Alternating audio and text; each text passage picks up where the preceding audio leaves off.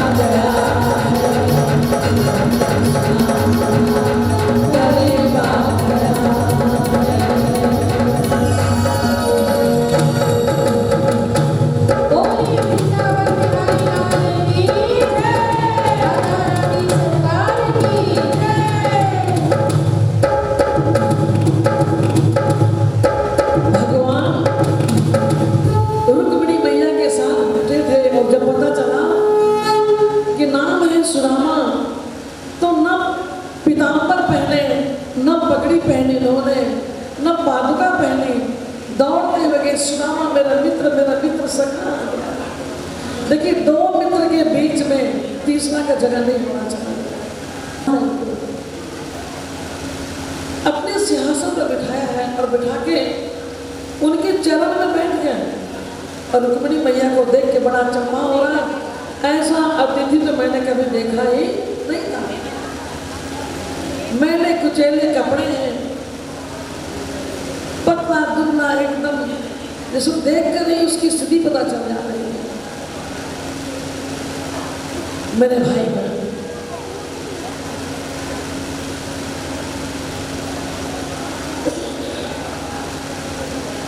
देखो, बड़ा मकान, बड़ा दुकान से कोई बड़ा नहीं होता।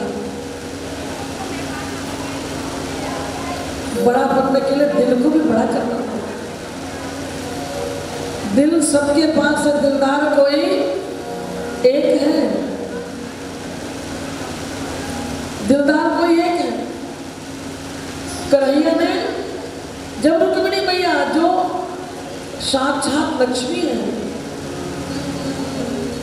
वो क्या देखी कि भगवान रो रो कर अपने मित्र से गले मिल रहे हैं और अभी गंगा जल आया नहीं, और अपने अश्रु से उनके चरण को पकड़ा। किससे? आंसुओं से, अश्रु से। उसके बाद सभी वो 8 पटरानियां आई हैं। एक टूटा मकान है और यहाँ ये महल के अंदर ये शोभा को देखकर वो क्या बोलेंगे? कुछ नहीं बोलते। और गोविंद अपने अपने अंदर ही अंदर मुस्कुराते। भगवान के पास में रोना है तो ईश्वर के पास रो, जो तुम्हें समझे और आप उनको समझे। अच्छा मित्र, ये बताओ कि अगर तुम्हारी पत्नी का नाम सुशीला है तो वे जानती हो कि मित्र के पास खाली हाथ नहीं जाना चाहिए। राधे राधे। नाम ही नहीं हो, सच की सुशीला है। तुम मेरे मित्र होकर छिपा रहे हो। अरे पोटली में क्या निकालो तो। नहीं नहीं मैं नहीं दूंगा। अरे दो दो। छीन लिया और छीन कर खोला। उस कपड़े को देखकर ही भगवान ने उस सारे वृत्तांत को महसूस कर गए। तो अंतर्यामी है। महिलाएं कुछ दिखाना भी हो तो बड़ी पर्दे में कुछ दिखा देती है। सुशीला ने भी वही किया था। आंचल फाड़ कर चूड़ा मार दिया। प्रभु ने कहा, वाह इतना सुंदर प्रसाद मेरी भाभी माँ ने भेजा। एक मुट्ठी लिए और आ गए। पाते ही संसार के समस्त जीव जंतु सारे जितने भी धरती पर है सबके पेट भर गए। क्या बोलना? राधे राधे। सबका पेट भर गया। उसके बाद दूसरी मुट्ठी उठाई और जैसे खाने लगे तो रुक्मिणी मैया ने कहा, प्रभु प्रभु मानते थोड़ी। दूसरी मुट्ठी भी भगवान ने खाकर भगवान ने अपने जैसा ऐश्वर्य सुदामा को प्रदान कर दिया। क्या बोलना पड़ेगा? राधे राधे। और जब तीसरी मुट्ठी उठाई तो रुक्मिणी मैया ने कहा, प्रभु हमें भी ये प्रसाद दीजिए। ये प्रसाद जब आप पाकर इतने आनंदित हो रहे हैं तो हम इससे वंचित कैसे रहें? तीसरा प्रसाद को, मुट्ठी को भगवान ने सभी को दिया है। सब प्रसाद लिए हैं। भगवान ने एक मुट्ठी से समस्त जीवों का पेट को भर दिया। दूसरी मुट्ठी में भगवान ने अपने जैसा ऐश्वर्य सुदामा को दे दिया। एक द्वारकाधीश का नगरी द्वारकापुरी में है और एक वेट द्वारिका है जो सुदामा जी को भेंट में भगवान ने दी है समुद्र के बीच में। सेम उसी तरह से वो झूला आज भी रखा हुआ है जिसमें दोनों बैठे थे। तीर्थों में जाइए, दर्शन कीजिए। उसके बाद बहुत सारी बातें हुई। प्रातः काल उठते ही गोविंद ने कहा, द्वारकाधीश ने कहा, देखो तुम घर जा रहे हो मित्र, तो जो तुम्हारे कपड़े तुमने खोले थे ना उसे मैं धुलवा के प्रेस करवा दिया। तुम अपने वस्त्र अब देखो इसमें एक बात छिपी है। अगर आप किसी बड़े घर में गए फटे पुराने पहन के और निकले सर धज के, लोग क्या कहेंगे? अरे मित्र ने दे दिया। मित्र को देना है तो ऐसा दो जो सिर्फ मित्र ही जाने। अब यहां से मेरा मित्र निकलेगा, अगर मेरी तरह कपड़ा पहन के निकलेगा, वस्त्र धारण करके, तो लोग कहेंगे सुदामा को भगवान ने मदद की। सुदामा जी फिर अपने सारे वस्त्र पहने हैं और अपने घर को निकलते हैं। रास्ते में निद्रा आई है, आंख लगी तो पहुंच गए अपने घर। क्या बोलना पड़ेगा? राधे राधे। और जब घर पहुंचे हैं तो देखा कि द्वारका नगरी में खड़े हैं। अरे मैं तो निकला लेकिन मैं वहीं खड़ा हूं। तभी दरवाजे पे सुशीला खड़ी है। प्राणनाथ आइए, ये आपका ही घर है, मैं आपकी पत्नी सुशीला। ये तो द्वारका नगरी है। हाँ प्रभु। भगवान अंदर विराजे बैठे हैं। सुदामा जी गए और कहे प्रभु आपने इतना ऐश्वर्य क्यों दे दिया? अरे तुम्हें नहीं चाहिए, तुम्हारी पत्नी को चाहिए, तुम्हारे बच्चों को चाहिए। इस प्रकार भगवान ने अपने ऐश्वर्य की तरह सुदामा जी को भी ऐश्वर्य दिया। आज का जो दान है महादान होता है। आज का जो भी आप दान देंगे सुदामा के तरह ही आपको वापस भगवान की भक्ति हो, उनका आशीर्वाद मिलेगा। क्या बोलना पड़ेगा? राधे राधे। भगवान ने उनकी दरिद्रता को, उनकी गरीबी को, उनके दुख को हर लिया।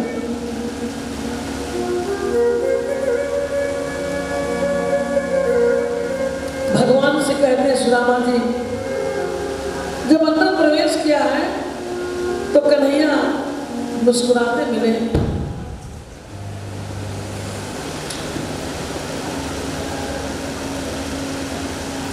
हेलो गोविंद, ये ऐश्वर्य तुम दे दिए हो, ये धन में कहीं हम भटक ना जाए, इसलिए इसकी आवश्यकता नहीं है।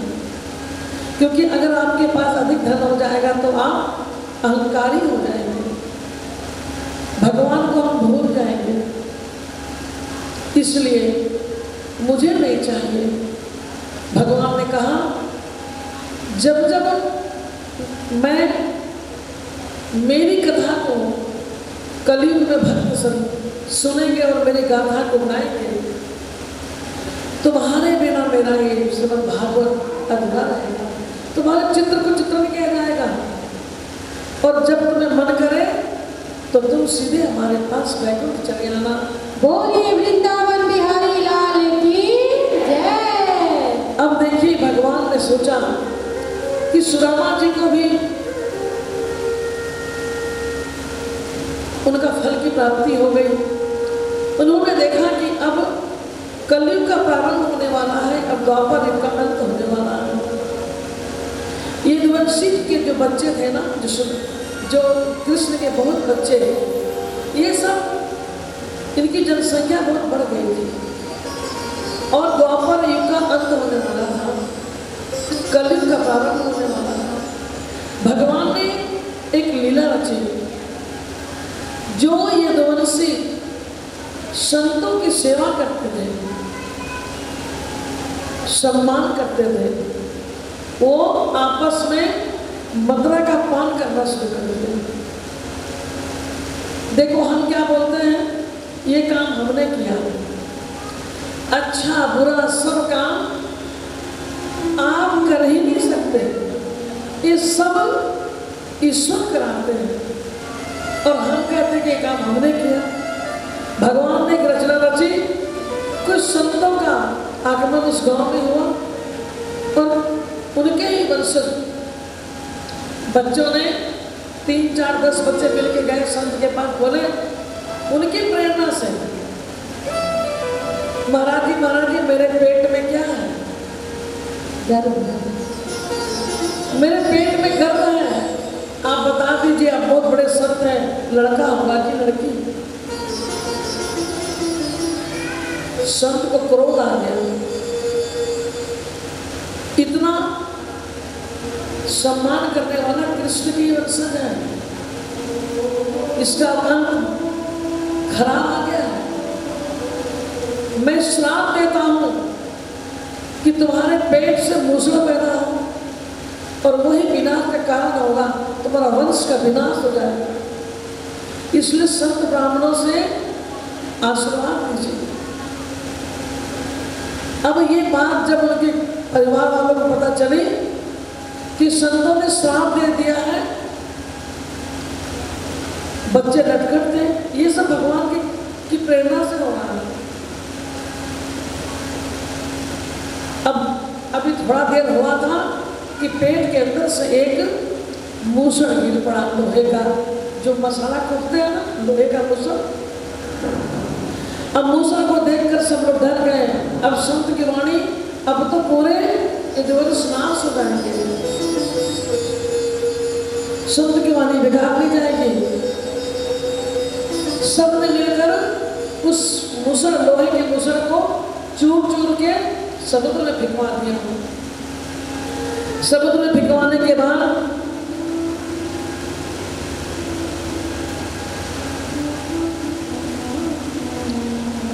जितना भी आप कर लो, लेकिन छोटी सी कील रह जाती है। तो जितने भी चूर बने थे ना, आप देखना नदी के किनारे या समुद्र के किनारे एक, उसका कुछ नाम भूल रही मैं, वो कटीला होता है, क्या घास होता है, तृण घास होता है। कौन सा घास? तृणा करके कुछ ऐसे होता है। वो छुएंगे तो आपके हाथ कट जाएंगे, तलवार की तरह घास होती है। वो जो चूरा था सब तलवार की तरह हो गया घास। अब उसी घास को बच्चे एक दूसरे को मार मार के लड़ रहे हैं, सबकी मृत्यु हो रही, मदरापान कर रहे हैं, क्योंकि अंत हो रहा है ना।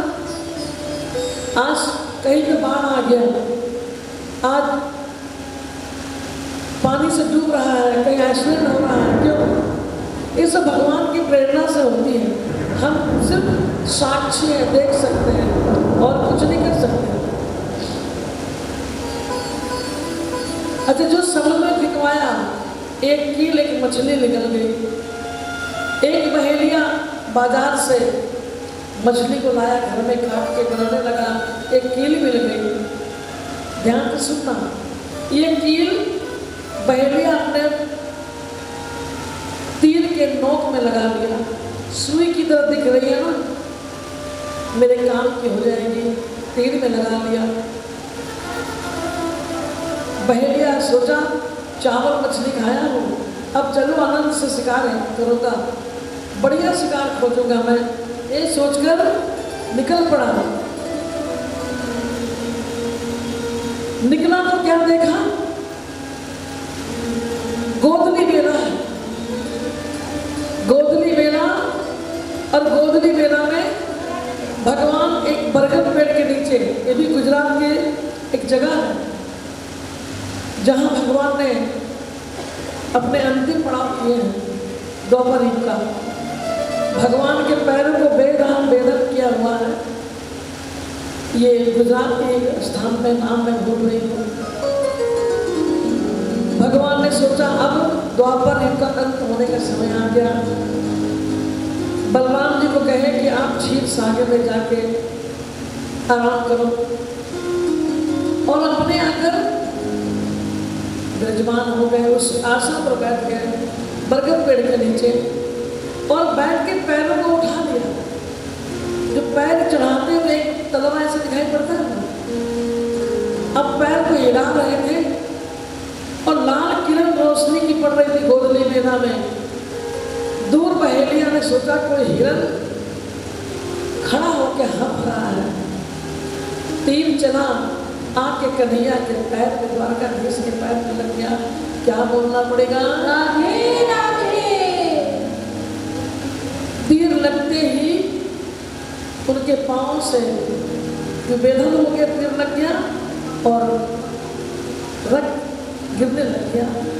बहेलिया दौड़ कर आया और आके उनके पैरों में गिर के, प्रभु मुझे मृत्यु दंड दे दीजिए।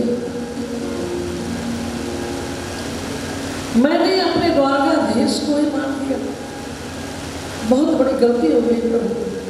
भगवान मुस्कुराए, बहेलिया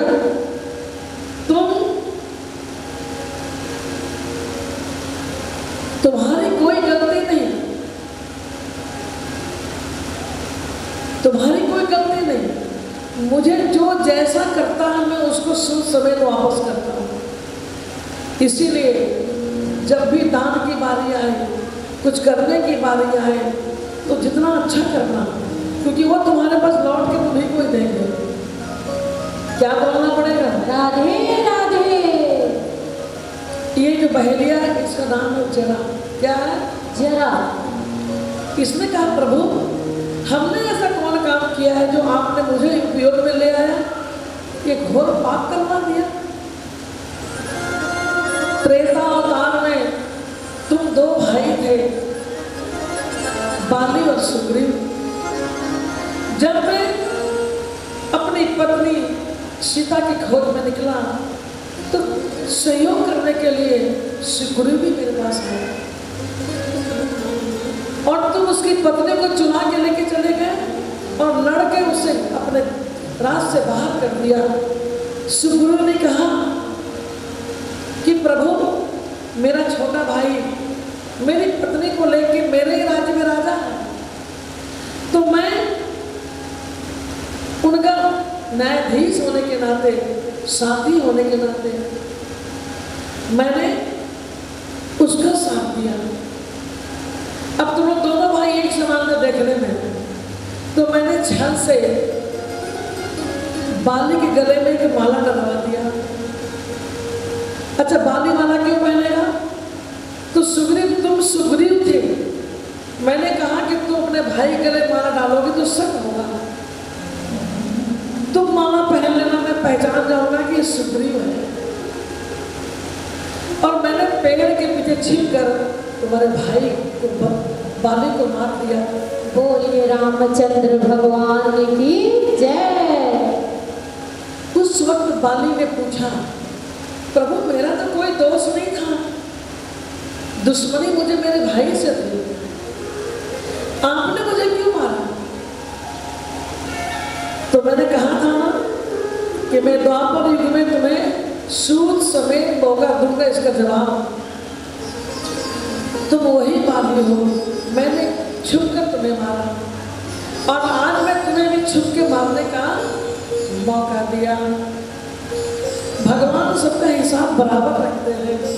क्या बोलना पड़ेगा? राधे राधे। बहेलिया ने कहा प्रभु आप तो भगवान है, लेकिन हम एक तुच्छ प्राणी नहीं। तुमने, आपने मुझे माफ करने की बात छोड़िए, मुझे वैसे घोर नरक दीजिए जिसमें मैं तड़प तड़प के मरूं, क्योंकि मैंने अपने प्रभु के पांवों को बेला है। भगवान ने कहा मैं अपना काम करवाने के लिए किसी को निमित्त चुनता हूं, ये काम करने के लिए मैं तुम्हारा कर्जदार था, इसलिए तुमने मेरे काम करने के लिए तुमको निमित्त बनाया। अब तुम्हें परम पद की प्राप्ति होगी, तुम मेरे गोधाम हो जाओगे। क्या बोलना पड़ेगा? राधे राधे। भगवान ने चक्र शंख गदा धारी करके इस बहेलिया को दर्शन दिया है। बोले वृंदावन बिहारी लाल की जय।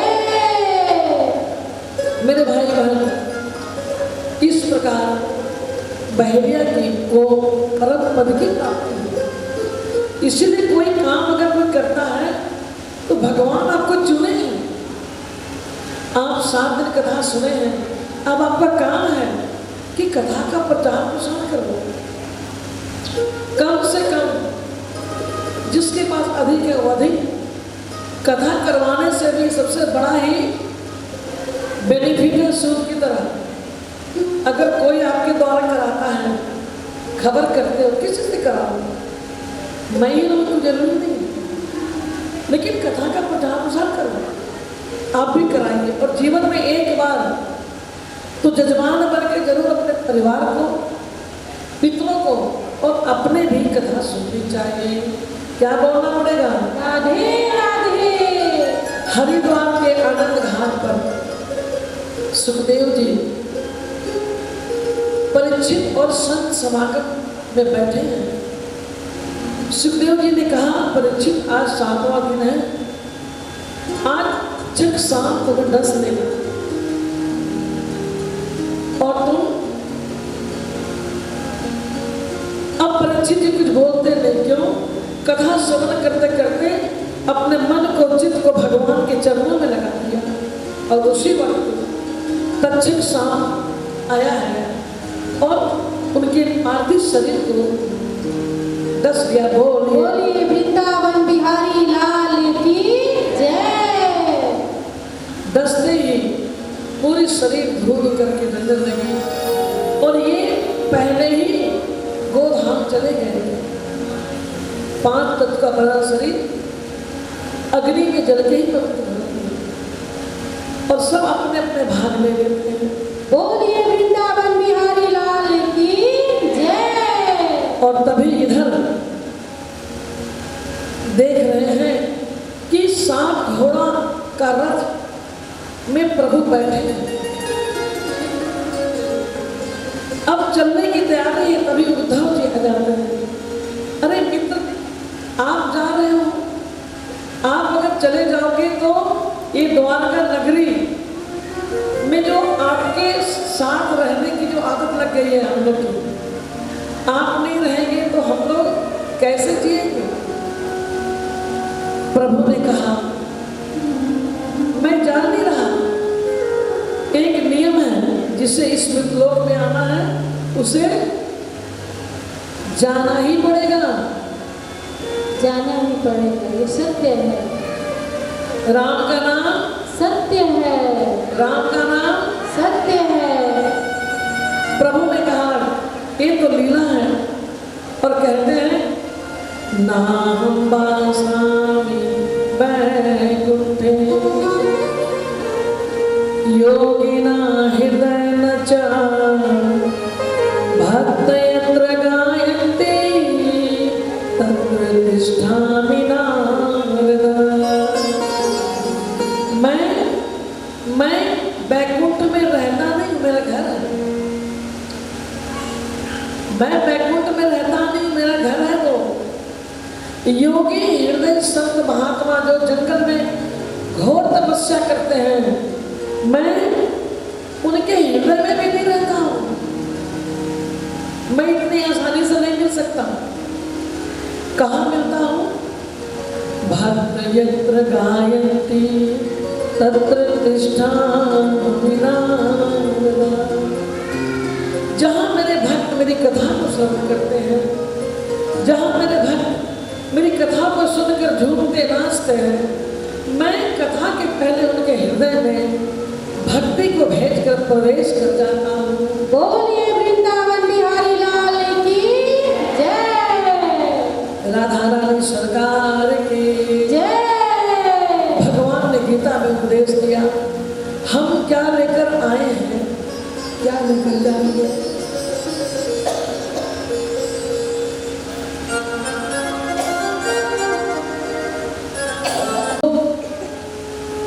निरोगकाया आयु धन धान से घर को भरती है,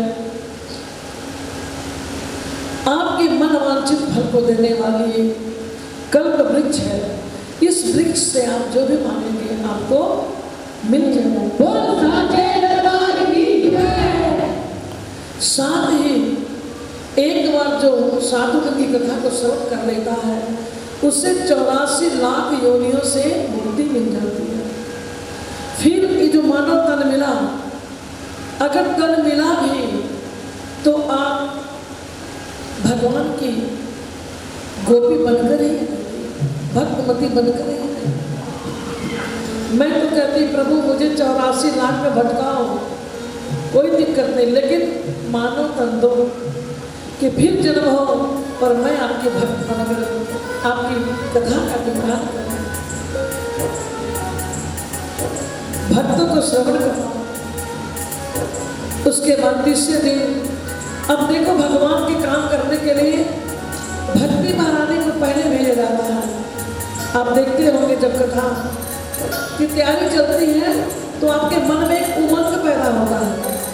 वो साक्षात भक्ति महारानी है जो भगवान के साथ वैकुंठ में रहती है। और जहां भी भगवान के काम होते हैं, कथा होती है, वो पहले भक्तों के हृदय में जाकर निवास कर जाती है, तभी तो झूमते नाचते हैं। नारद चरित्र का और महाभारत की कथा आती है। तीसरे दिन भगवान कहते हैं मेरे आने के पहले मेरे भक्तों की कथा का गुणगान करो। इस कलयुग में जैसे कर्माबाई, मीराबाई, ध्रुव प्रहलाद, जिन्होंने भगवान को कम उम्र में ही प्राप्त कर लिया, तो भक्ति के लिए बचपन से अच्छा कोई भक्ति नहीं, क्योंकि करत करत अभ्यास से जड़मत हो 10,000 रसदियावत जात है सिलवर पर निशान। इसीलिए बचपन से भक्तमती बनो। चौथे दिन और साथ ही तीसरे दिन भगवान बाल रूप में बावन भगवान का अवतार हुआ। चौथे दिन एक शिव पुराण की कथा आती है जो पुराणों में चौथा स्थान है। शिव प्रसन्न होता है। उसके बाद हमारे त्रेता में राघवेंद्र सरकार आए थे, तो रामचरितमानस लिखने वाले तुलसी बाबा की भी गाथा गाई जाती है, संक्षिप्त में राम कथा होती है। उसके बाद बाल लीला भगवान कृष्ण का जन्मोत्सव मनाया जाता है और जन्मोत्सव बनाकर फिर मथुरा से गोकुल भगवान को लाया जाता है और गोकुल में बधाइयाँ होती हैं। चारों तरफ आनंद ही आनंद है। पांचवें दिन भगवान के बाल लीलाओं का उत्सव होता है। बाल लीलाओं में भगवान ने मात्र 1 महीने के होकर उन्होंने सर्वप्रथम पूतना को सदगति दी, जो कालकोट विष अपने वक्षस्थल में लगाकर आए थे दूध पिलाने। बकासुर, तृणासुर, बघासुर सबों को भगवान ने उद्धार किया है। छठवें दिन भगवान ने ब्रज लीला में चीरहरण की। जब गोपियां जल में स्नान कर रही थी नग्न अवस्था में, भगवान ने नग्न प्रथा को संदेश दिया। जब बालक जन्म लेता है जीव, वो नंगा रहता है और मृत्यु के समय भी उसे नंगा स्नान किया जाता है और नंगा ही हम अग्नि में जलते हैं। पता है, कोई वस्त्र नहीं होता, इसलिए नग्न स्नान बाथरूम में भी नहीं करना चाहिए। नदी की बात तो छोड़िए। उसके बाद भगवान ने गोवर्धन को उठाकर प्रकृति की रक्षा का संदेश दिया। गोपियों का प्रेम अथाह है।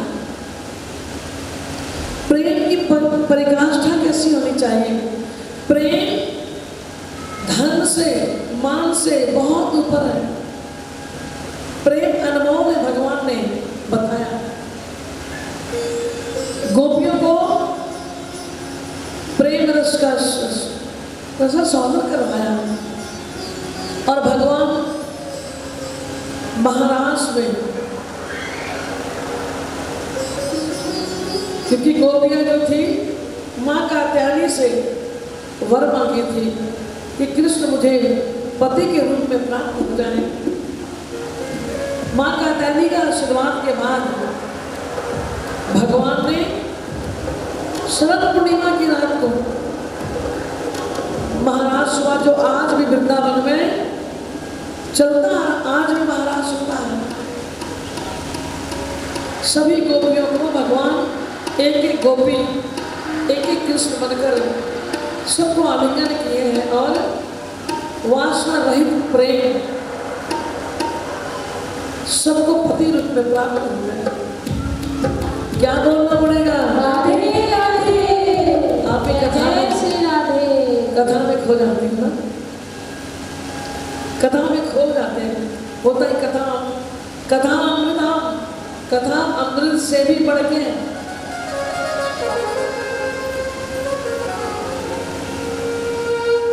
मेरे भाई बहन, 7वां दिन रुक्मिणी मंगल, रुक्मिणी जी का विवाह हुआ। वैसे मैं एक दिन पहले कल कर दिए चट्टा दी, और आज सुदामा चरित्र का वर्णन आप सभी के सामने। श्रीमद् भागवत कथा 4,500 वर्ष पुरानी कथा है। कितनी है? 4,500 वर्ष। लेकिन जब भी कथा कहीं होती है तो लगता है कि अभी कथा आज की ही बात है। क्या बोलना पड़ेगा? राधे राधे। जहां गोविंद आ जाए, जहां साक्षात भगवान आ जाए, तो 18 पुराण है इसमें। 18 पुराण में 18वां पुराण की चर्चा थोड़ी थोड़ी श्रीमद् भागवत कथा में होती है। अब भगवान जब उद्धव जी ने पूछा कि प्रभु आप जा रहे हैं छोड़कर, तो हम आपके बिना कैसे रहेंगे? जैसे 7 दिन बीता तो आप लोग को भी तो हमारे यहाँ आएगी ना, आएगी कि नहीं आएगी? उस समय में याद आएगा कि भूल जाएंगे आप लोग? कौन कौन हमारा यूट्यूब खोल के लाइक किया, सब्सक्राइब किया, जरा बताओ हाथ उठा के। बस इतना ज्यादा लोग किए हैं। आप अपने आप को देखना है। दुर्गा पूजा के बाद एक कथा टीवी पे आएंगे, सुभारती टीवी पे, क्योंकि दिसंबर में मेरी ये कथा आ रही है। उसी वक्त ये कथा आएगी ताकि लोग यजमान जो बनेंगे उनको पता चले कि यजमान बनने की राशि कितनी है। वो जो यजमान बनेंगे वो सब 7 दिन टेलीकास्ट में रहेंगे। ये हमारे जमशेदपुर में ही होगा, जब जहाँ मैं रहती हूँ बिरसा नगर, 12 में कथा होगी। नवरात्रि के बाद एक कथा टीवी पे आएगी।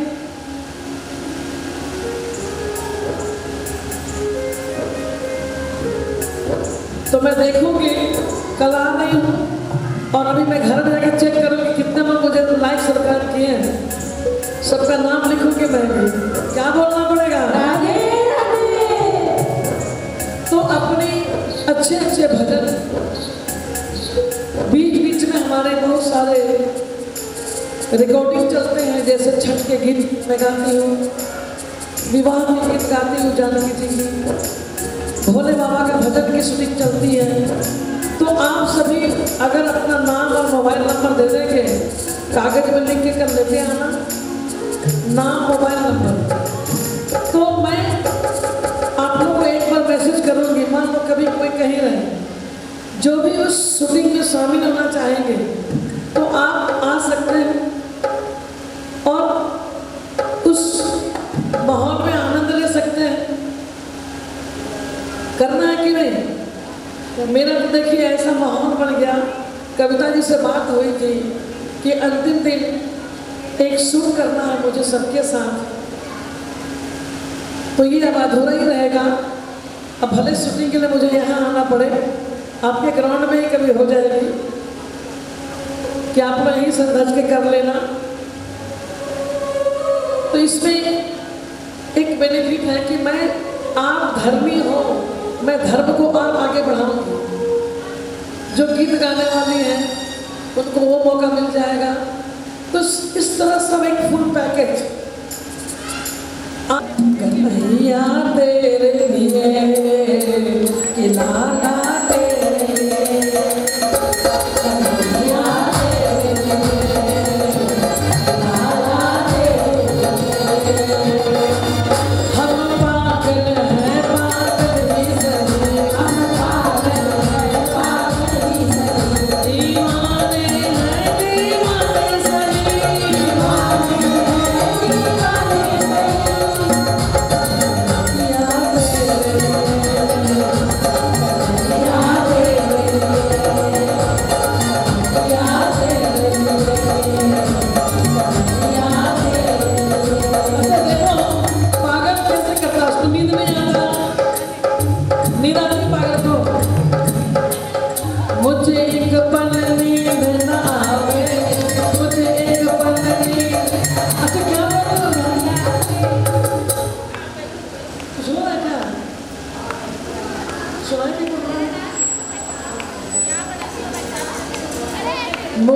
एक पल नींद न आवे, मुझे एक पल चैन न आवे, मुझे एक पल नींद न आवे, मुझे एक पल चैन न आवे।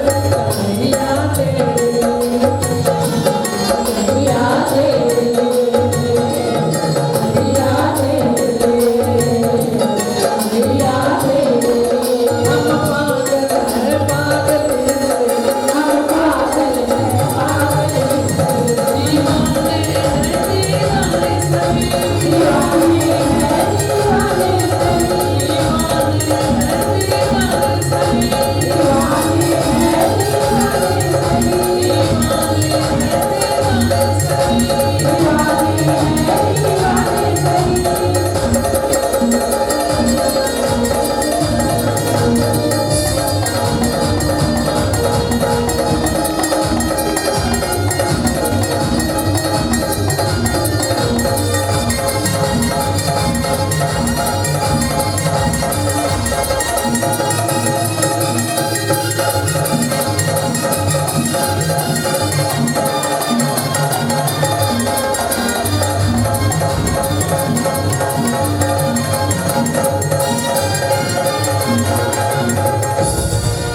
बोले वृंदावन बिहारी लाल की जय।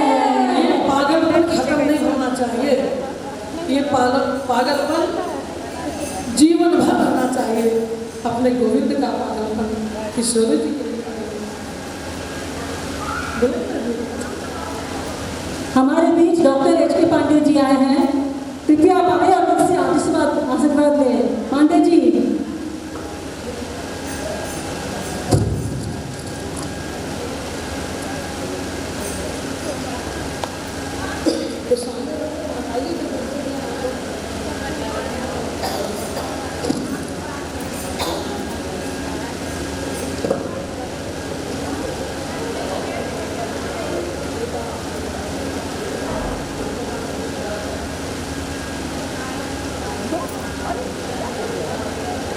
Yep.